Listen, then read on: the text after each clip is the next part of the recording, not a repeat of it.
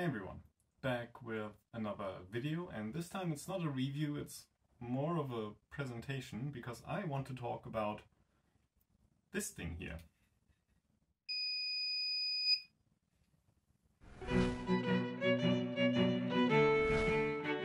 Now, before you turn off right away, let me just say, I don't think that this is an essential piece of gear. I don't think that this is like the next evolution, the way the hobby should go or anything. It is just a piece of equipment that I found interesting, and it helped me answer some questions that I had regarding my own fencing. Personally, I was always rather skeptical when it came to any kind of electronic signaling and HEMA, simply because there is a reason that modern Olympic fencing looks the way it does. It is down to the equipment, it is also down to the rules.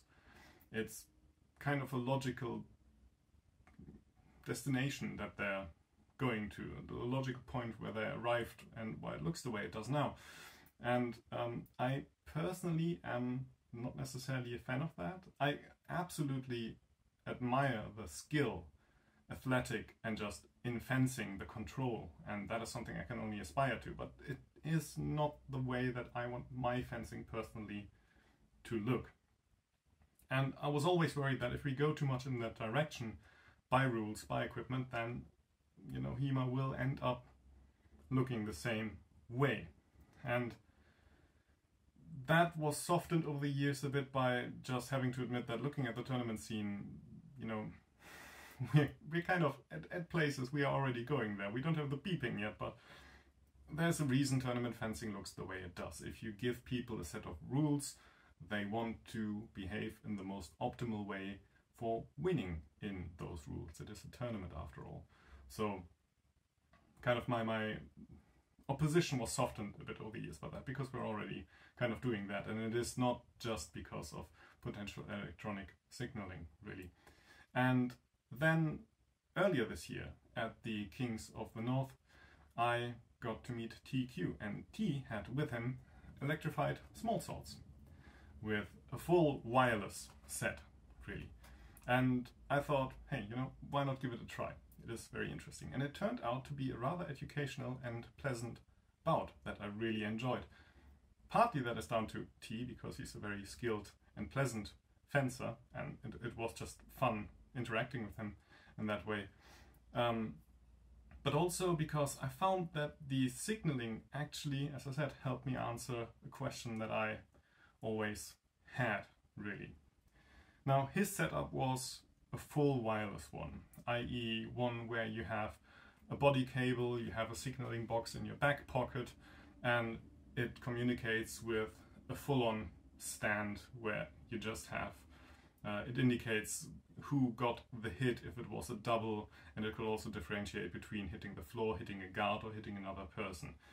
Really nice setup, but also something that will set you back a few £100, euros, dollars. And as much as I liked it, that wasn't quite the way I wanted to go, because it is quite an investment, and also when you have it, you need to maintain it. I absolutely have no clue about that stuff. I don't do modern Olympic fencing. I'm just, you know, a guy doing HEMA. So I was actually looking for something that was going in the same direction, maybe would give me a similar experience, but was a bit lighter on the pocket and a bit lower maintenance. And T pointed me in the direction of there being buzz boxes, i.e. just, you know, boxes that just give a tonal indicator when the circuit is closed off the blade. And that is then something that I started looking into. And that is what this is here, really. This particular model is done by Favero. There are others that I also want to talk about. I have at least one more, but that's another video. I just want to talk about this one here. Before we get to the device though, just quickly what it is actually that I have here. This is basically all Épée parts. It's an Épée pommel, it's an Épée grip, it's an Épée blade, an electric blade with a tip that you can depress. It's a mini 4, so 88 centimeters, simply because that is what they had in stock, and also I like the dimensions of it. I find it quite pleasant, really. And then I took just a simple foil guard, because I am not too big of a fan of Épée guards when it comes to my historical inspired setting, so to speak. I just like this more. The signaling box is, well, just that. It's a rather sturdily constructed small metal box that gives a tone when the circuit is closed and also gives a light indicator. And this one here attaches directly to the socket, directly to the weapon. That has pros and cons. Of course, the downside is that it adds weight to the weapon. It is just something that will change the balance. It will pull the weapon to the side. You can really feel that. I have to say though that using it, fencing with it, I actually found that it was far less noticeable than I feared at first. You have other things to do when fencing and you can get used to this. The pro side of this is of course that it attaches directly to the socket. You do not need a body cable, so this makes you rather independent. You can just put these up and put them down. You don't need to disconnect it first when you want to have a drink or do something else. You don't need to just fiddle trying to get a body cable through your jacket when you just want to pick these up in the middle of a sparring session and you just think like, hey, let's get the beepers out. You can just really pick them up. Another plus is that, as I said, you do not only have the audible signal, which is quite annoying, but in that case it's not a bug, it's a feature. I mean, you want to be able to hear it, but you also have that light indicator. So you have two chances of actually being able to pick up that contact was made. And that is something that I found quite helpful actually, because I noticed that sometimes in fencing I like need that extra second to snap out of it directly and just go back to, okay, a sound or a light came up, who actually hit? Was it me? Was it my partner? Was it both of us? And in that regard, it is really quite handy, I have to say. As I said, it helped me just answering a question that I really had, and that was particularly regarding hits to the arm. Now, there are, of course, clear hits that are always easy to call when you have a good thrust to the body and the blade bends nicely and you do not feel anything yourself, then, you know, that's an easy call to make. That was a hit. Nice. You can decide who gets the point if you want to keep score. But there are more subtle hits, sometimes when actually withdrawing, when you try to make a strong thrust through the guard, where it can happen that you just get a flat contact somewhere on the mask, on the arm, or sometimes even you have situations where the blade gets caught between arm and guard and you get a good visible bend. But was it actually a hit? Sometimes you're not sure, and then you end up discussing for like half a minute about what actually happened. You don't want to take a point away from your partner, but maybe they didn't feel it really was anything. There's several ways you can handle this. Personally, I like to err on the side of caution and just indicate pretty much everything, but that can make bouts rather choppy. On the other side, you can just decide that, hey, you know, as long as the blade doesn't really visibly bend, let's just ignore it. Probably wasn't anything, which is fair. We also do that. But then on the other hand, like literally hand, like, you know, there's lots of sensitive stuff there. I don't think you necessarily need to ram the blade through to the guard for this to really cause some damage and potentially cause a problem. And ideally, I would like to not be hit at all. So this was always something that I found a bit hard in thrust fencing to judge. And this is where I found in the bout with T, with his setup, where I really just felt a bit of a mental load taken off me, really. Yes, I didn't really have to worry about it that much. And it was really interesting because there were parts where I thought like, ooh, I really thought I was hit, but, you know, didn't indicate it. There is not that much pressure that is needed really to close the contact here. So if the contact, whatever it was, didn't make the beeper go off, then you can safely ignore it. There were also parts where I thought like, hey, wasn't quite sure if I really made contact, but then again, it was at least enough to cause the signal to go off. So something worth, you know, noticing and maybe just counting.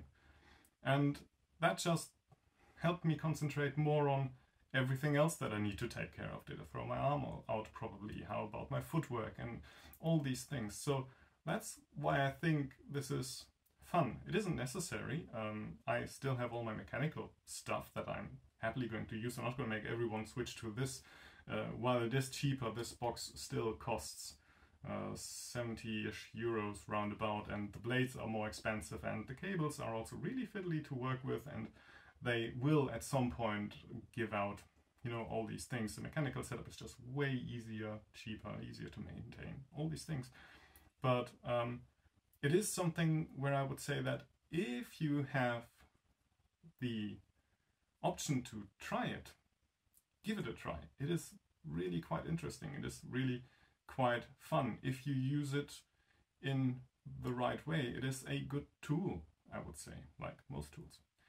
So I'm gonna cut to a bunch of contacts now, just about that we had. It is literally the first time us picking this setup up in the club after I put it together. There are some transitions there, a bunch of them actually, and that is simply because we did stop from time to time and just discuss, you know, what we thought, how we liked it, how we felt, all these things, and I wanted to keep all of those out because they just drag the whole video out. So it's just mostly just us, you know, fencing, and you can hear the beep and see what kind of hits were made.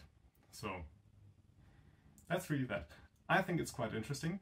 Do let me know how you think about this. Is that something that you maybe have already used? It was quite new to me. I didn't really know that these existed because, again, I'm not an Olympic fencer, so I didn't know. And yeah, let me know your thought. I think it's quite fun. Cheers!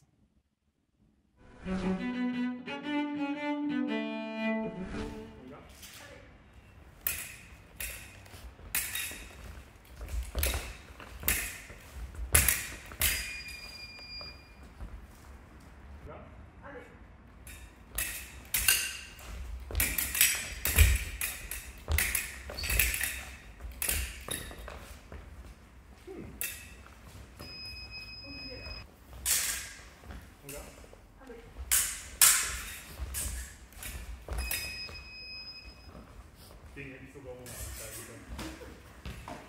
Ungar?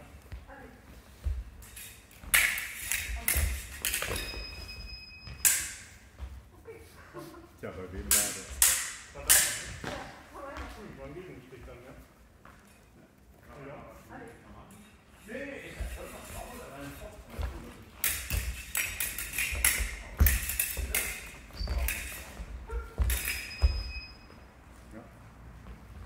Das ist schon witzig, ne? Aber man muss halt weiter fechten, wenn es nicht piept. Ich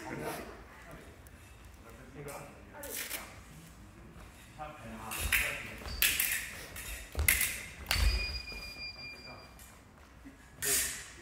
Tatsächlich. Weil das habe ich bei Kiel jetzt zum Beispiel überhaupt nicht gemerkt. Und da?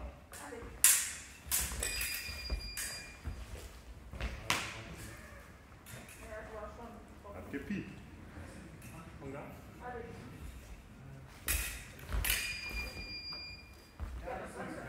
Ja. Und da? Das geht nicht.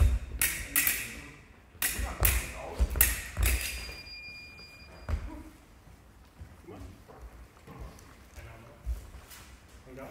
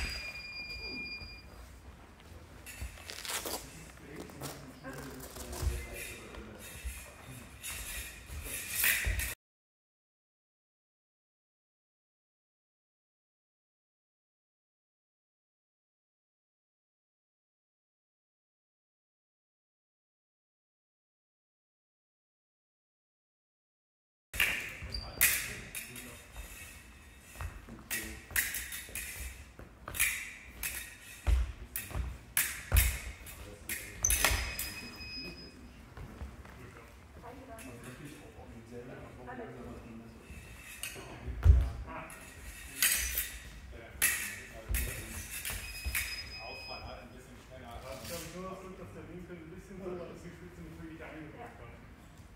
Das kann nicht viel gewesen sein.